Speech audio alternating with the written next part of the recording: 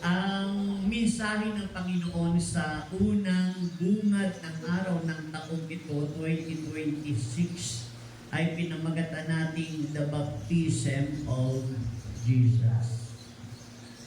Ito yung pagdiriwang ng simbahan sa darating na linggo, baptism. Ang pagbautismo ni Jesucristo. Ang Ebanghelyong kinuhaya natin, nagsasabi ito tungkol sa pagbautismo kay Jesucristo doon sa Ilog Jordan na isinagawa naman ito ni Juan Bautista. Ano ang ibig sabihin nito? Kung ating ilalarawan ng mga pangyayari na kung saan ang Panginoong Hesukristo nagpunta kay Juan Bautista para magpabautismo. Nung mga panahon na yun, isinasakatuparan niya ang bautismo ng maraming tao. Kalaunan, dumating si Kristo. Sinansala siya ng Panginoon matapos niyang sabihin ng ganito, bakit ganun? Bakit ako ang magbabautismo sa inyo? Dapat kayo po at hindi ako. Sabi ng Panginoon sa kanya, gawin natin to. Sige lang, gawin mo yan. Upang masunod natin ang plano o kalooban ng Diyos. Kaya ang ginawa ni Juan Bautista, pumayag na siya.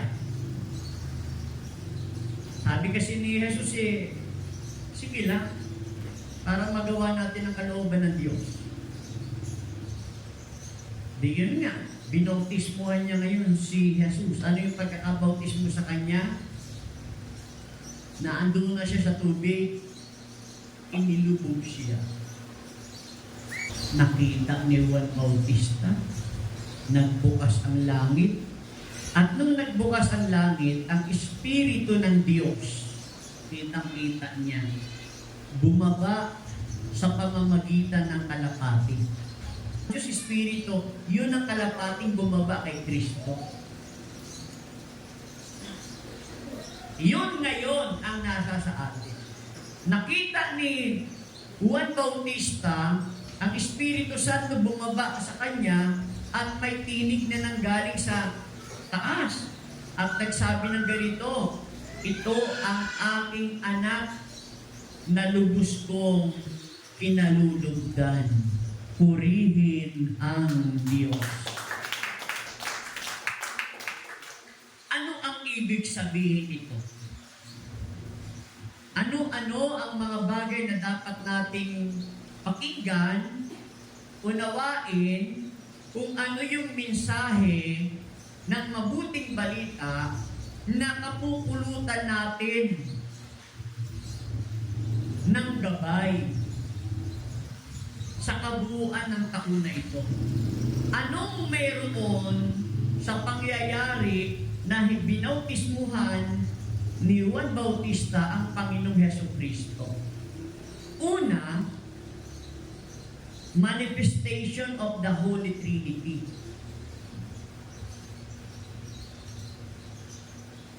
Pagpapakita ng banal na Trinidad. Dito unang pinakita ang tatlong persona ng Diyos, si Jesus, Anak, ang Espiritu sa anyong kalapati, at ang Ama naman ay nagsimulang magsalita mula sa langit.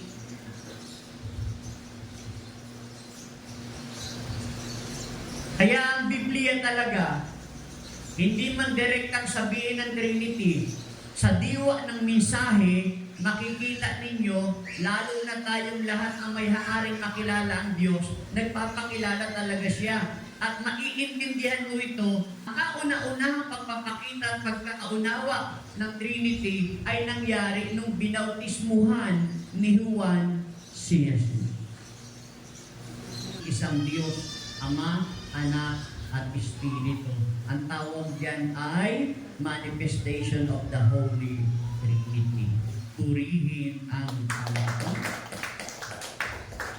Yun yung una na naintindihan natin ngayon sa mensahe na ito. Pangalawa, yung humility and obedience. Kababa ang loob at pagsunod. Pakiulit nga. Humility and obedience. Now, tingnan nyo ha, bagamat walang kasalanan ng Panginoon, walang kasalanan si Kristo, alam nyo ba ang bautismo, para lang yan sa makasalanan. Bakit ba nagkaroon ng bautismo? Ang ibig sabihin ng bautismo ay yung paglubog sa tubig. Kahit na nilubog sa tubig o binuhusan sa Katoliko, mga bata pa lang, isa lang ang kahulugan ng nilubog at binuhusan ng tubig sa ulo yung mga sanggol. Isa lang ang simbolo niyan, tubig. Bagamat walang kasalanan ng Panginoong Hesukristo, kasi, di ba, mga tao noon, nung nangangaral si Juan Bautista, nagsisi sila sa kanilang mga kasalanan. Kaya sabi ni Juan Bautista, sino pa ang makapipigil na maisakatuparan ang bautismo? Ang bautismo ay simbolo ng pagsisisi ng tao. Kaya nga ang layunin ng tubig, paglalarawan ay paglilinis. Kaya ang baptism ay simbolo ng taong nagsisi sa kasalanan. Bagamat si Jesus ay walang kasalanan, nagpabautismo pa rin siya sapagkat iyon ang kalooban ng Diyos. Bagamat walang kasalanan ng Panginoong Jesus, dahil ang binyag ay para sa makasalanan lamang, tinanggap niya ang bautismo bilang pagpapakita ng kanyang pagsunod. Bakit siya sumunod? Kasi yun ang plano ng Diyos. Bakit siya susunod? Kasi yun pala ang plano ng Diyos. Kaya dahil yun ang plano ng Diyos, dapat na andoon ang pakikiisa nilang dalawa, si Juan Bautista at si Jesus. Kung pag-uusapan ang plano ng Diyos, ay dapat tayong lahat ay magtaglay ng kababaan ng loob na sumusunod. Purihin ang Diyos.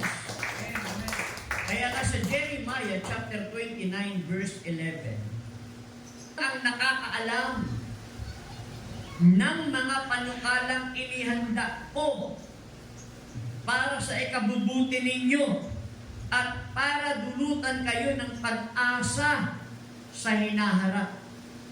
Ang Diyos lang ang nakakaalam ng plano niya para sa atin, sa ating ikabubuti, para mabigyan tayo ng pag-asa. Kung naunawaan mo yung katotohanan, kahit palang mahirap tayo, ang Panginoong Hesukristo pala, ililigtas niya tayo. Gagawin ng Diyos yung magandang plano niya sa atin para dulutan tayo ng pag-asa sa hinaharap. Purihin ang Diyos. O diba? Nagkaroon ka ngayon ng pag-asa. Ang titignan sa atin ng Diyos ay kung sino tayong sumusunod sa kanyang kalooban at kanyang plano. Ano yung kanyang kalooban? Gawin niya tayong totoo. Kahit na wala kang asawa, kaysa sa may asawa ka pero nang agaw ka nang hindi mo asawa.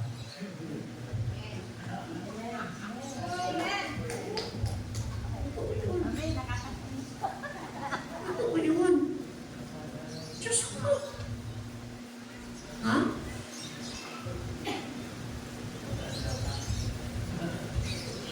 Ang ibig sabihin sabihin nito, ako lamang ang nakakaalam ng mga panukalang inihanda ko para sa ikabubuti ninyo at para dulutan kayo ng pag-asa sa hinaharap. Ito po isang pangako ng Diyos. Ano yung pangako ng Diyos? Mayroon siyang mga plano ng kapayapaan. Bakit kinakailangan mo magpatawad at magparaya ka sa kapatid mong hinahabol ka tungkol sa lupa?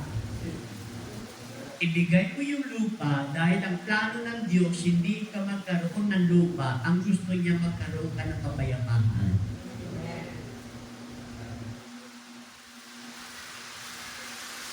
Magkaroon ka ng kagalingan. Huwag mo na nga halu-habulin yung magkaroon ng lupa.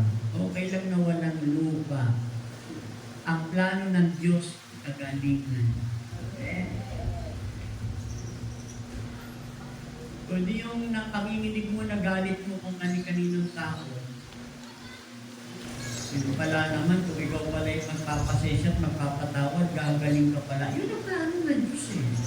Kaya minsan masasaktan tayo. Bakit pa kailangan masaktan tayo at mabigo tayo? Hindi kasi natin naiintindihan. Kung mayroon tayong naramdaman at gusto mong gumaling, ang plano paraya ka, magpasensya ka, magpatawad ka, ibigay mo na sa kanila ang lupa.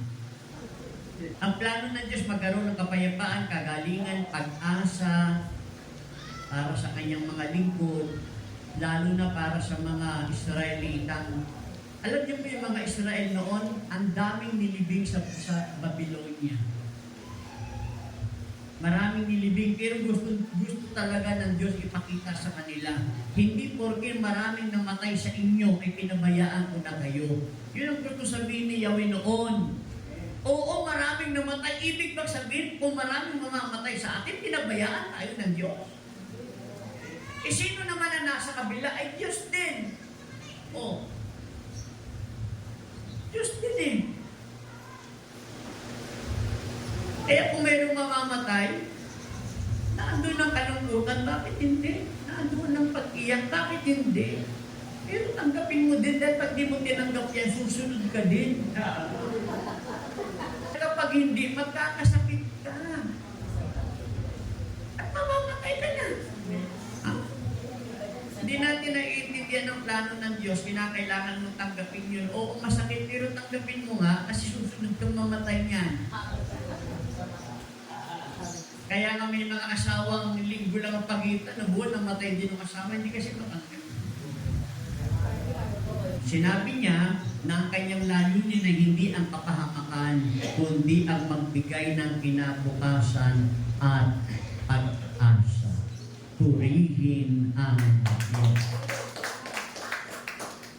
Efeso chapter 2, verse 10. Tayo kanyang nilalang, nilikha sa pamamagitan ni Kristo Jesus upang ikukul natin ang ating buhay sa paggawa ng mabuti na itinalaga ng Diyos para sa atin noong pamanguna. Grabe no? Narinig niyo yun? Tayo kanyang nilalang, nilikha sa pamamagitan ni Kristo Jesus upang iukol natin ang ating buhay sa paggawa ng mabuti na itinalaga na ng Diyos para sa atin noong pamanguna. Noon pa. Oh, ito po'y nagsasaad ang mga tao ay nilikha ng Diyos na may kaluwagan sa paggawa. Oo, maluwag ka gumawa ng kung ano mong gustong gawin. Pero hindi naman ibig sabihin na binibigyan tayo ng laya ng paggawa ay papasukan mo ng iyong ipagkakasala. Dapat nandoon yung laya natin gumawa sa paraan ng mabuti. Ibig kong sabihin, tayo ay inihanda na mula panoon para gumawa ng mga mabubuting bagay. Gawin bilang pagpapahayag ng kanyang pag-ibig at pagliligtas.